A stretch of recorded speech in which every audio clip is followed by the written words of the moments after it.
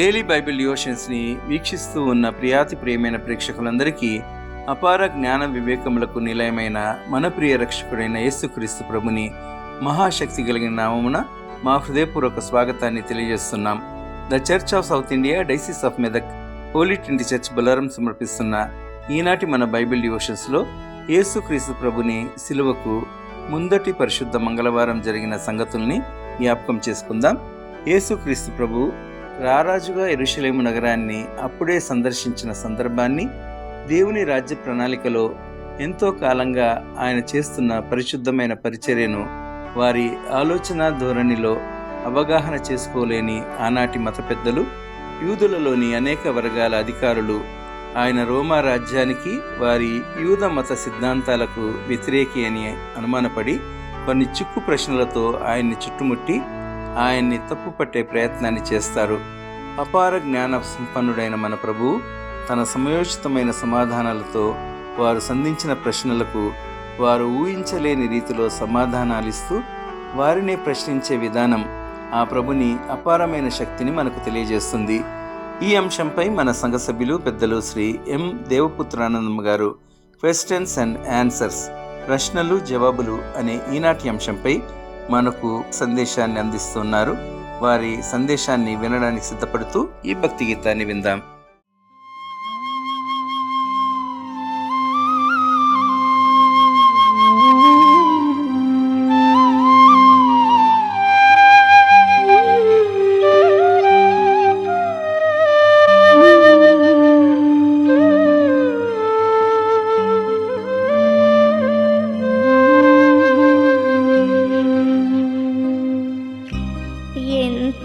దుఃఖము పొందితివా, నా కొరకెంతో దుఃఖము పొందితివా,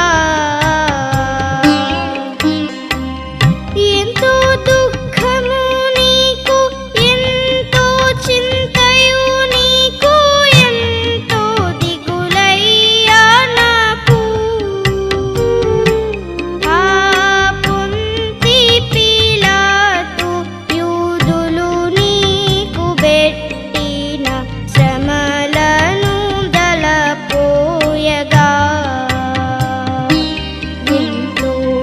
దుఃఖము పొందితివా, నా కొరకెంతో దుఃఖము పొందితివా.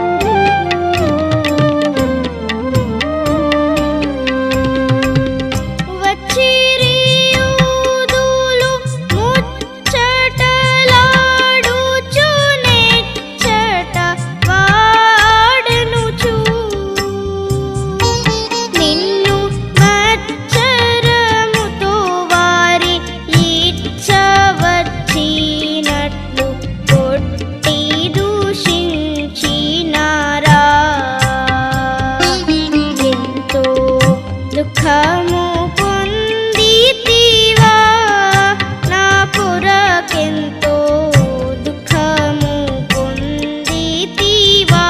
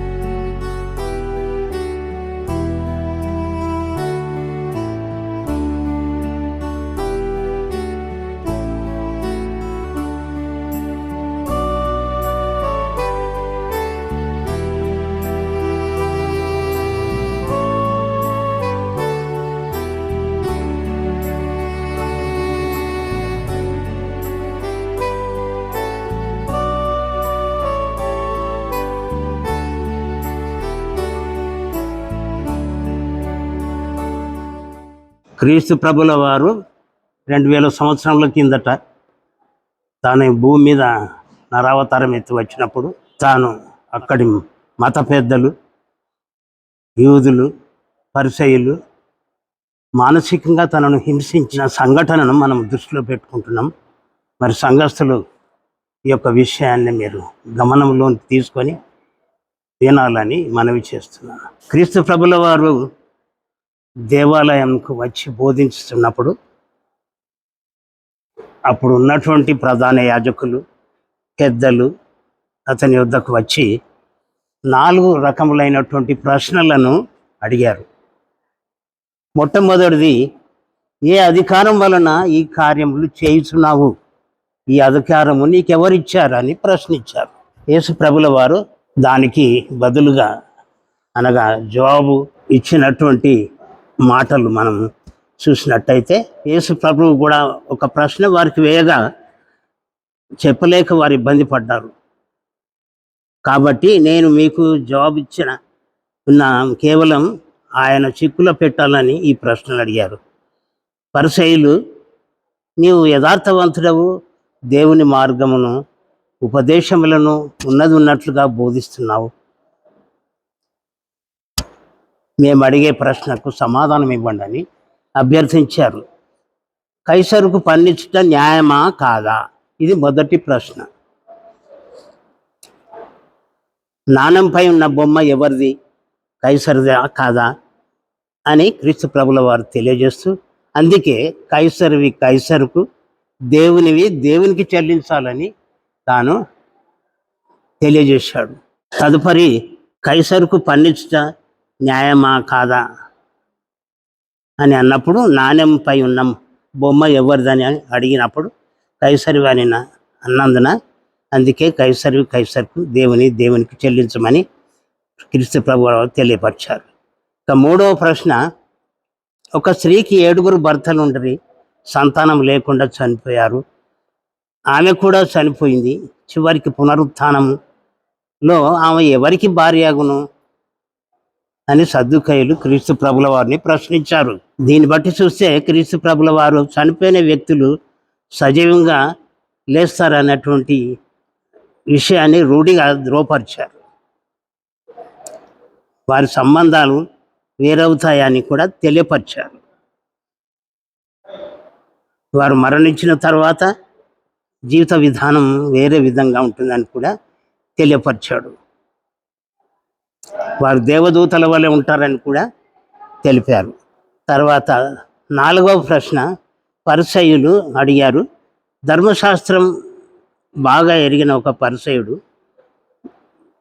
యేసు ధర్మశాస్త్రంపై ఎంతో పరిజ్ఞానం ఉన్నదో తెలుసుకోవడానికి ఈ ప్రశ్న అడిగాడు. అదేంటంటే, ధర్మశాస్త్రంలో ప్రధానమైన ఆజ్ఞ ఏది అని అన్నప్పుడు క్రీస్తు ప్రభుల వారు హృదయపూర్వకంగా సంపూర్ణ ఆత్మతోనూ మనస్ఫూర్తిగా నీ దేవుడైన యెహోవాను ప్రభువును ప్రేమించవలనని ఇదే మొదటి ముఖ్యమైనటువంటి ఆజ్ఞని సెలవిచ్చాడు. ఇక 2వది కూడా అలాంటిదే, మిమ్మల్ని మీరు ప్రేమించుకున్నట్టే ఇతర నీ పొరుగు వాణ్ణి కూడా ప్రేమించాలని ఉద్బోధించాడు. ఇది ధర్మశాస్త్రానికి అంతటికి ప్రవక్తలకును ఆధారమై ఉన్నది. కాబట్టి మరి మన దైనందిన జీవితంలో మన సంఘములలో కూడా ఇలాంటి వ్యక్తులు తమకు తాముకు మేధావులం అనిపించుకోవడానికి ఇతరులను ప్రశ్నిస్తుంటారు. అది నైజం. కాబట్టి వారిని సరైన విధంగా ఎదుర్కొనుటకు మనము సర్వదా సిద్ధపడాల్సిన వారమైనాం. సంసిద్ధతను తెలియజేయాలి. తగు రీతిగా వారిలో పరివర్తనను కలుగజేయాలి. అది ప్రతి విశ్వాస యొక్క బాధ్యత. మనం అందరం కూడా ఆ విధంగా సంసిద్ధుల మగుటకు దేవుడు తన యొక్క కృపను మాకు అనుగ్రహించునుగాక. ఆమేన్.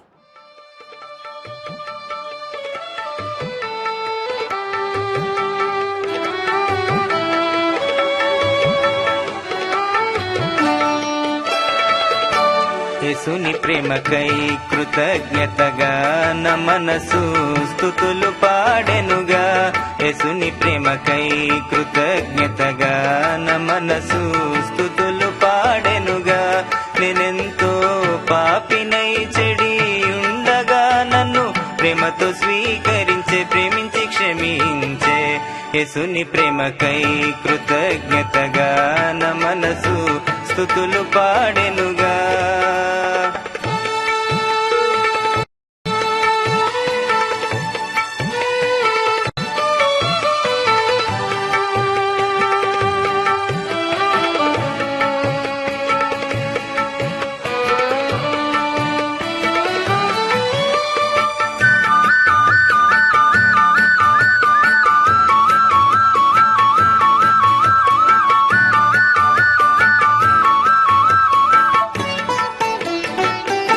పరము వీడి ధరణి చేరి చెడిన నన్ను తన మందలో చేర్చే. పరము వీడి ధరణి చేరి చెడిన నన్ను తన మందలో చేర్చే, ప్రేమించి ఆదరించే. నా రక్షణకై అర్పించి ప్రాణం నా కొరకై మృతి గెలచి లేచే. నేనెంతో పాపినై చెడి ఉండగా నన్ను ప్రేమతో స్వీకరించే, ప్రేమించి క్షమించే. యేసుని ప్రేమకై కృతజ్ఞతగా నా మనసు స్తుతులు పాడెనుగా.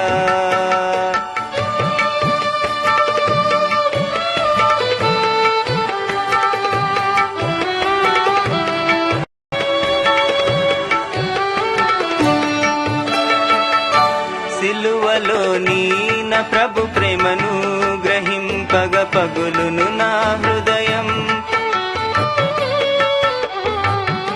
సిలువలోని నా ప్రభు ప్రేమను గ్రహింపగ పగులును నా హృదయం. కలుగును దుఃఖం నా కొరకై ప్రభు కార్చిన రుధిరం ప్రవాహమై శుద్ధిపరచెనను. నేనెంతో పాపినై చెడి ఉండగా నన్ను ప్రేమతో స్వీకరించే, ప్రేమించి క్షమించే. యేసుని ప్రేమకై కృతజ్ఞతగా నా మనసు స్తుతులు పాడెనుగా.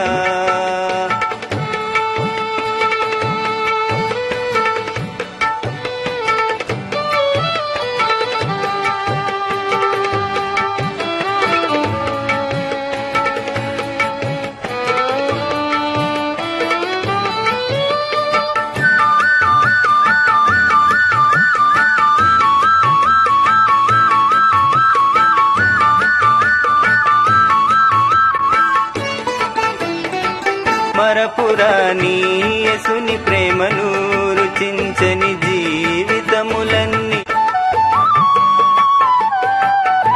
మరపురాని యేసుని ప్రేమను రుచించని జీవితములన్నీ నిర్జీవ జీవితములే. ఫలింపగా నిత్య జీవితం నిశ్చలమైన యేసుని ప్రేమ కోరుమా. నేనెంతో పాపినై చెడి ఉండగా నన్ను ప్రేమతో స్వీకరించే, ప్రేమించి క్షమించే. యేసుని ప్రేమకై కృతజ్ఞతగా నా మనసు స్తుతులు పాడెనుగా. నేనెంతో పాపినై చెడి ఉండగా నన్ను ప్రేమతో స్వీకరించే, ప్రేమించి క్షమించే. యేసుని ప్రేమకై కృతజ్ఞతగా నా మనసు స్తుతులు పాడెను.